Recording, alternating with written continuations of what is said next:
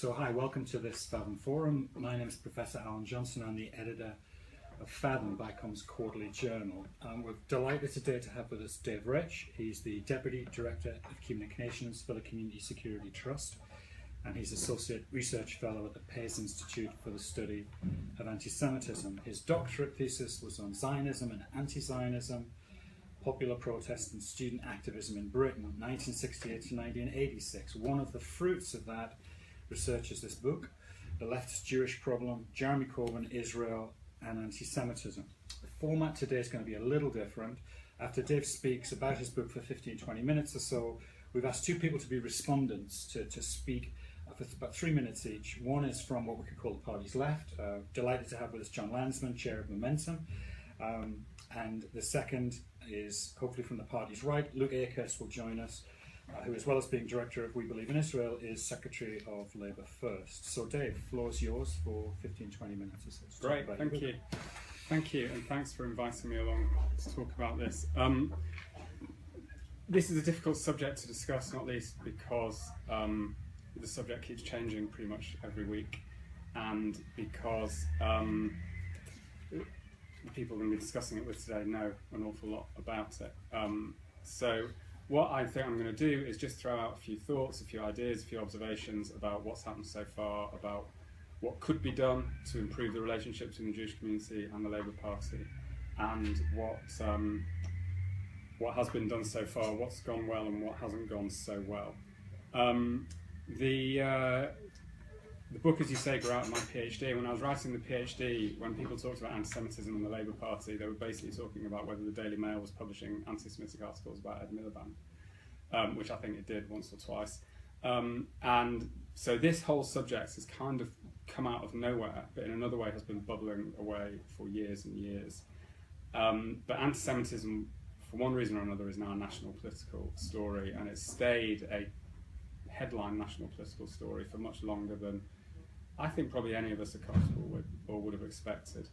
The most recent development, as we said, is the Home Affairs Select Committee report, which came out this week. And this report, I think, moved on the terms of the debate dramatically and profoundly. Until now, there had been a couple of ideas that had generally been accepted across the debate. One of them being that Jeremy Corbyn is not personally anti-Semitic, and the other being that the Labour Party is not institutionally anti-Semitic. And the Home Affairs Select Committee report shattered the consensus on both these points, I think.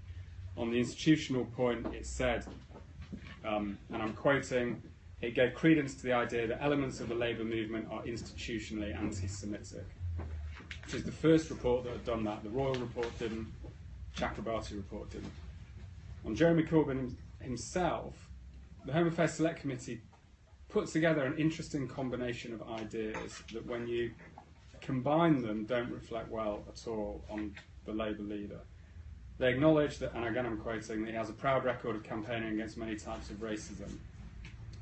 But they then said it is perfectly possible for an anti-racist campaigner to express anti-Semitic views. And they explained this because they said Corbyn personally, in their view, does not fully appreciate the distinct nature of post-Second World War anti-Semitism. That is, he's stuck in a paradigm where anti-Semitism just comes from the far right.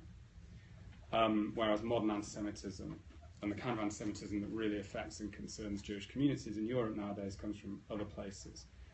They then said an individual's demonstrated opposition to other forms of racism does not negate the possibility they hold anti-Semitic beliefs. And they implied very strongly that his lack of consistent leadership on the issue, their words, his reluctance to separate anti-Semitism from other forms of racism, their words, have actually enabled the growth of anti-Semitism in the party. Now you put all these ideas together, and they're putting him very much on the spot in a personal way as Labour leader. Debates about this issue quite often become these kind of dead-end debates about, is this person or that person anti-Semitic? And nobody ever agrees. And of course the person being accused of anti-Semitism vigorously and genuinely denies it. And people don't even agree about how they're defining anti-Semitism anyway, and it gets us nowhere. And what the report is saying quite correctly is that actually a person's innermost feelings don't really matter in this. It's about their words, their actions, sometimes it's about their inaction and the impact that that has. And in that respect, they portray Jeremy Corbyn personally as very much part of the problem. Now, and this is what the Chakrabarti Report very much didn't do. It didn't go anywhere near the current Labour leadership and their politics. It didn't address the question of whether the particular brand of anti-Zionist politics and the particular understanding of racism that tends to exclude modern anti-Semitism, that is strong in the part of the left that Jeremy Corbyn comes from, not only creates a space where anti-Semitism can grow, but actually helps it grow. The Home Affairs Select Committee went straight for it. Now, this is a classic example of how if you don't deal with the problem when it first comes up, it just grows and it gets worse and it comes right onto your doorstep. This has been growing in the Labour Party for a while. There were the initial concerns, even during the leadership campaign last year, about Jeremy Corbyn's past associations and statements. There was the whole story from the Oxford University Labour Club in February, which came out, which still hasn't been resolved by the party. Then you had Naz Shah and Ken Livingstone in April, you had the Chakrabarti Report. None of these things were dealt with properly. And by the Home Affairs Select Committee getting involved and passing these judgments on Labour and on its leader, they have made this no longer just a problem, I think, between the Labour Party and the Jewish community, but it actually they are getting right to the heart of what the party is. But it leads me to think, and this is a question I think that is not an easy one to answer. Why is it that what's happening in the Labour Party has caused such concern in the Jewish community? Why is it that, you know, a relatively small, compared to the size of the party, number of cases of members and activists, most of whom no one had ever heard of, saying or writing anti-Semitic things on social media a couple of years ago, has caused such upset and such concern across the Jewish community, and it's been so damaging?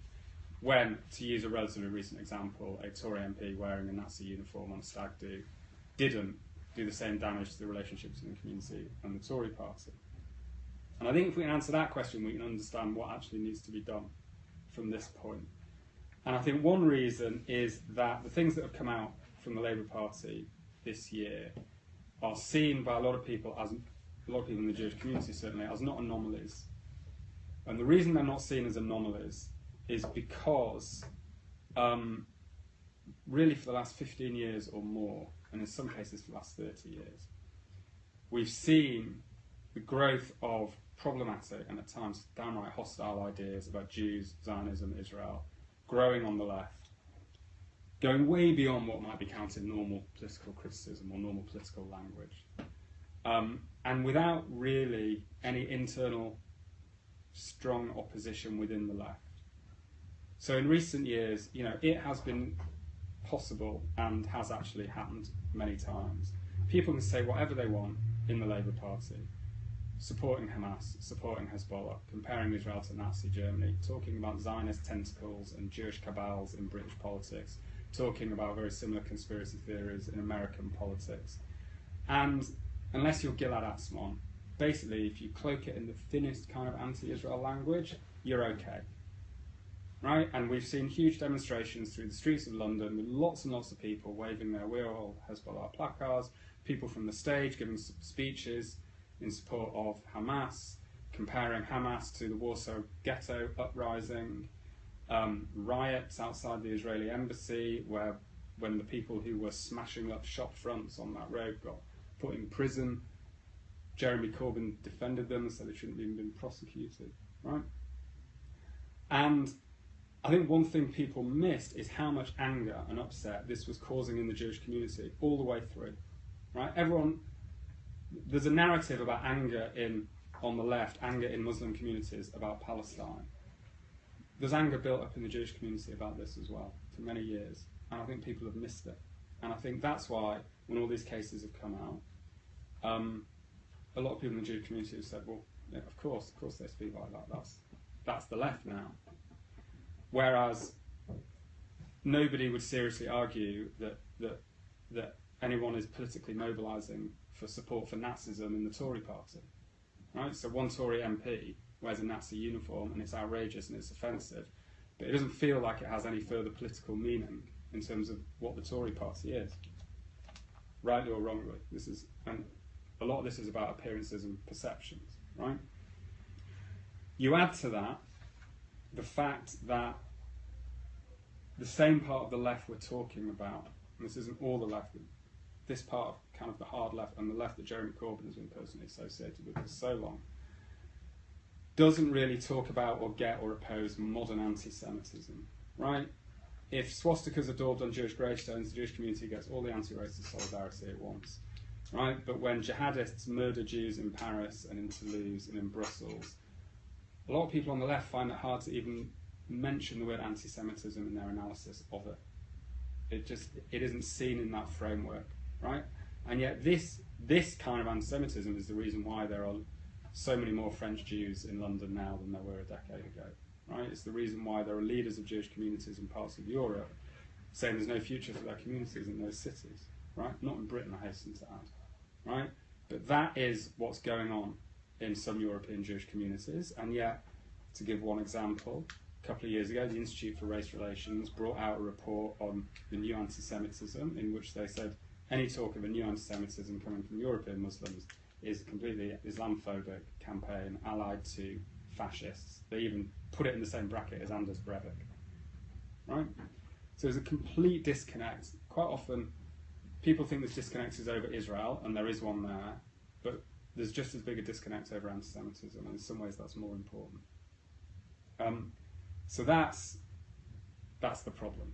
That's the scale of the problem. And I think when we look at what's been done to try and deal with this problem so far, one reason why it hasn't worked is because all the good things that have been done haven't really got to this problem in a deep way. There hasn't been a sign of really people on the left showing the necessary introspection, doing a Nazshah basically, and rethinking this kind of politics. Now, having said that, there have been good things that have done. I'm not one of those who says the Chakrabarti Report was completely useless, right? It did have some good things in it. It had some good things about language. They were a bit limited, but still, good things, right? It was the start of a process of beefing up the rules, but again,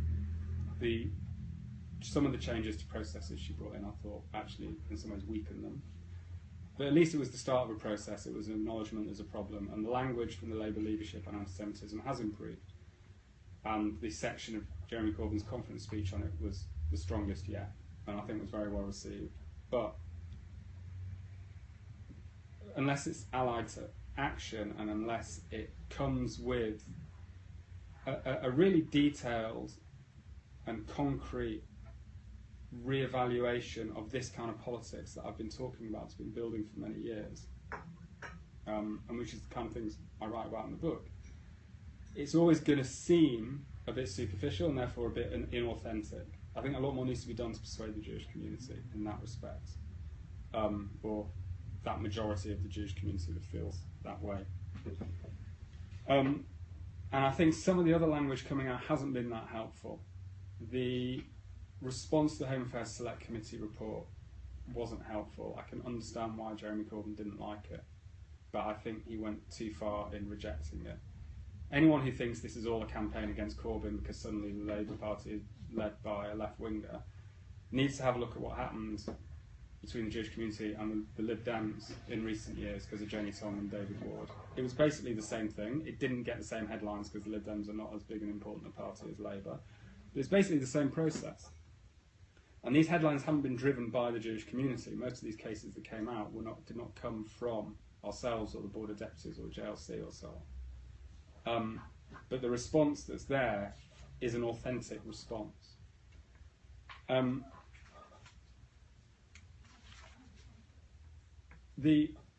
thought party conference would be a good opportunity to take the temperature of this relationship, actually. And I came back from party conference not actually knowing whether it had been good or bad. It reminded me of NUS conferences in pretty much every single way, even down to the fact that there was basically no security on the door, despite the whole row about security. But, you know, we used to leave NUS conference thinking if no damage had been done, then it was a success, basically. And I left this Labour Party conference thinking, well, the JLM rule change would have been a really powerful step forward, but it didn't happen, which is really bad. But on the other hand, nothing happened to make things worse necessarily. The JLM rally was great, and the lineup of people on it was really important and significant. The things that were said were really important. But I was also at the Momentum debate that Jeremy Newmark took part in on anti-Semitism. I thought he spoke very well, but there was a lot about that debate that really worried me, actually, in terms of the atmosphere in the room, in terms of certainly one of the other speeches, the leaflets being handed out outside about JLM being a representative of a foreign power. It's the kind of language that when I joined CST 20 years ago, I only used to read in fascist magazines, and here it was being handed out outside Momentum Fringe.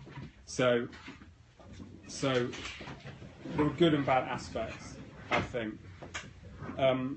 One thing that is definitely the situation we're in, that I think we need to, that is both in some ways good and bad, is that there have always been these divides on the left about anti-Semitism and relations with Jews and Jewish peoplehood and Zionism and so on.